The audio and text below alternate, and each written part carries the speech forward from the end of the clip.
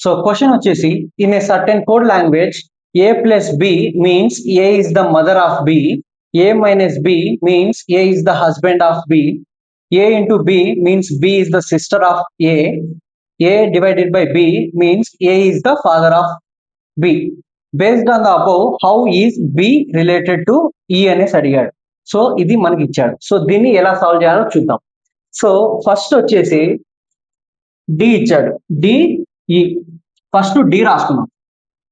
Okay, divided by అంటే ఏంటంటే A is the father of B అన్నాడు. ఓకే, అంటే డి వచ్చేసి ఈ యొక్క ఫాదర్ అన్నమాట. ఓకే, ఫాదర్ కి ఇలా రాసుకున్నాం, పేరెంట్స్ కి. ఓకే, ఒక జనరేషన్ కాబట్టి ఈ.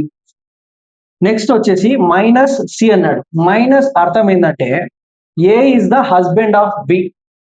ఓకే, ఈ వచ్చేసి సి యొక్క హస్బెండ్ అన్నమాట. Okay, so okay, husband wife కి ఇలా వన్ లైన్ ఇలా రాసుకుందాం. వచ్చేసి సి, హస్బెండ్ కి ప్లస్ పెట్టుకుందాం, వైఫ్ కి మైనస్ పెట్టుకుందాం, అంటే మేల్ ఫీమేల్ అలా రాసుకుందాం. జస్ట్ ప్లస్ వచ్చేసి A is the mother of B. Okay, అంటే సి వచ్చేసి ఏ ఒక మదర్. ఓకే, మైనస్ అంటే ఏ ఇస్ ద, ప్లస్ అంటే mother of B. Okay, A యొక్క మదర్ వచ్చేసి సి. ఓకే, ఇక్కడ next into A into B.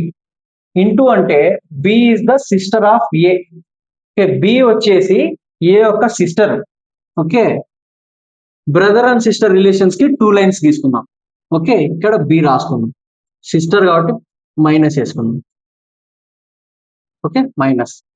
ఇప్పుడు క్వశ్చన్ లో ఏమడిగాడంటే how is B related to E, ఈకి బి ఏమవుతుంది అనేసి అడిగాడు. ఓకే, సో సి వచ్చేసి వైఫ్, వైఫ్ ఒక సన్, సన్ యొక్క సిస్టర్. అంటే దాని అర్థం ఏంది, వీళ్ళిద్దరు పేరెంట్స్, వాళ్ళ పిల్లలు. సో ఇక్కడ డాటర్ అన్నాడు, సిస్టర్, ఇతనికి సిస్టర్ అన్నాడు. ఓకే, సిస్టర్ అంటే వీళ్ళకి డాటర్. ఓకే, ఈ ఒక్క daughter B. Okay, so daughter is the correct answer.